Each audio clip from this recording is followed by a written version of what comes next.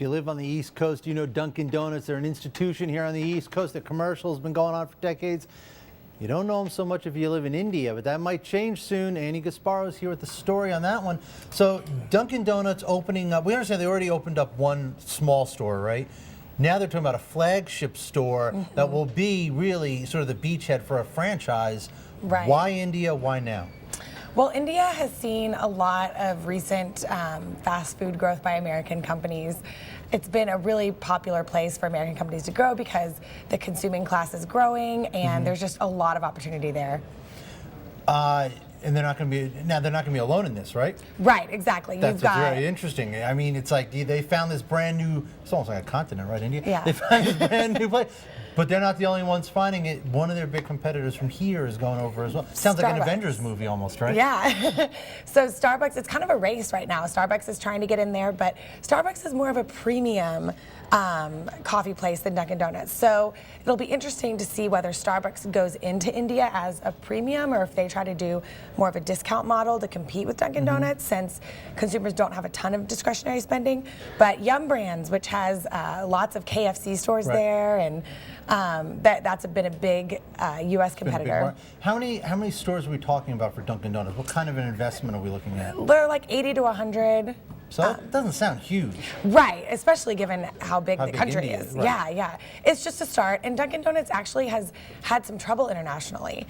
Their U.S. stores have been doing really well in the past few quarters, but internationally they haven't been doing so hot. So why? They just aren't seeing the kind of sales growth. They're not seeing the kind of execution that they need, the management of margins. It's just not what you see from some of their competitors like Starbucks that have gone abroad and just seen amazing exponential growth. Now, is this any kind of, I know they're huge on the East Coast, Dunkin Donuts, but they're not so big out west when you start moving out west.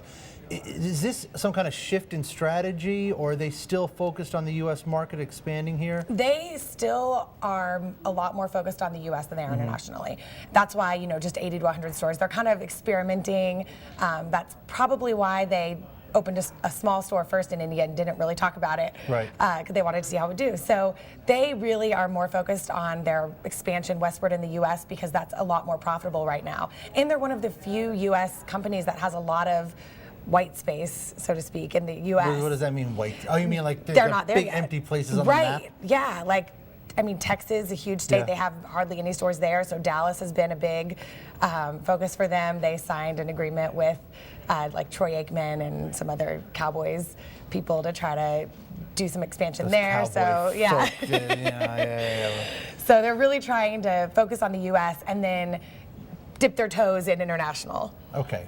Have they been having trouble though? I mean, why haven't they been going west? Have they been having trouble expanding? Well, obviously not a lot of name recognition, but that's not the biggest thing to overcome in the world. Yeah, and I think they wanted to, they also own Baskin-Robbins, which has been struggling in the U.S. and doing great internationally, so kind of the opposite. That's it. I'm surprised Baskin-Robbins is even still around. I know. They were big when we were kids. They have not been anything for a long time. And ice cream isn't really trendy right now. It's not really a growing thing. So. Unless you have coffee-flavored ice cream at Dunkin' Donuts. They do have a lot of joint stores. But so Dunkin' Donuts was really focused on, okay, we need to get back to doing well in the U.S. They've done that. They had their IPO in July. Now they're saying we're going to expand because that's what shareholders want. When you're a private company, of course, they want to see more profit, right? Yeah, and the shareholders want to see international. That's really been a focus that Dunkin' has said, well, we have a lot of room in the U.S., but nobody really wants to see that. They want to see you India. can see there Dunkin' Donuts up a little bit today, which is good. That's a one-year chart there. You can see the whole thing. So decent money for them. All right, we hope they do well. Annie, thank you very much. Thank you.